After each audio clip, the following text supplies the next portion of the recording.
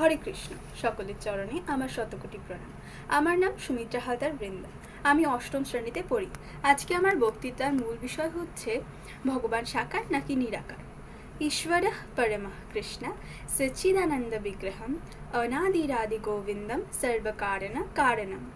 ব্রজেন্দ্রনন্দন শ্রীকৃষ্ণই হচ্ছেন পরমেশ্বর ভগবান। তিনি সৎ, চিৎ ও আনন্দময় পুরুষ। তিনি সকল ইন্দ্রিয়ের দ্বারা একমাত্র সেব্য প্রভু। তিনি সব কিছুর মূল রূপ, অনাদি ও আদি। তিনি সর্বকারণের পরম কারণ। ব্রহ্মসংহিতা ৫ম অধ্যায় শ্লোক নং। এখানে স্বয়ং ব্রহ্মা বলেছেন সৃষ্টির আদি গোবিন্দ সৎচিৎ ও আনন্দময় পুরুষ।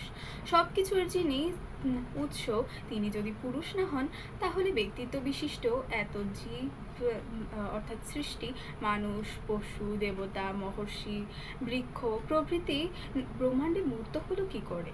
প্রতিটি জীবই হচ্ছে এক একটি ব্যক্তিত্ব বিশিষ্ট আত্মা। তাহলে যিনি অনাদির আদি, তিনি কিভাবে ব্যক্তিত্বহীন অথবা নির্বিশেষ হবেন? তাছাড়াও পিতামহ ব্রহ্মা আরও বলেছেন, গোবিন্দম আদি পুরুষম ত্বমহম ভজামি। ব্রহ্মসংহিতা ৫ম অধ্যায় শ্লোক নং ৩২।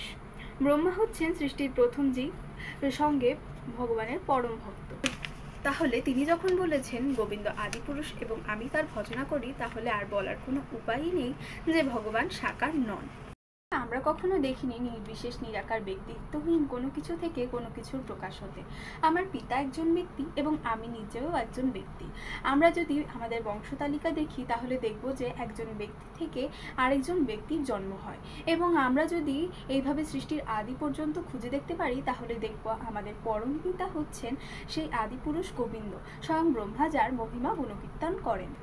শূন্য থেকে ব্রহ্মাণ্ডের প্রকাশ হয়নি, এমনকি একদলা কাদা থেকেও ব্রহ্মাণ্ডের সৃষ্টি হয়নি। এই জগতের সৃষ্টি হয়েছে এক সভিজ্ঞ পুরুষ থেকে।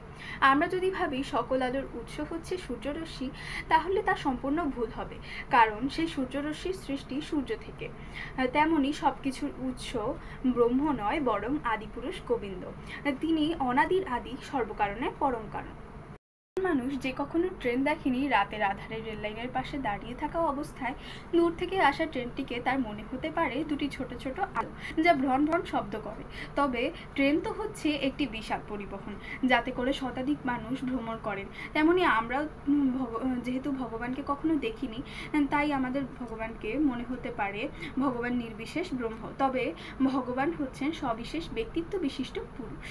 শ্রীকৃষ্ণ নিজে দ্বাদশ অধ্যায়ের শুরুতে এবং ৭ম অধ্যায়ে এই বিষয়ে বলেছেন।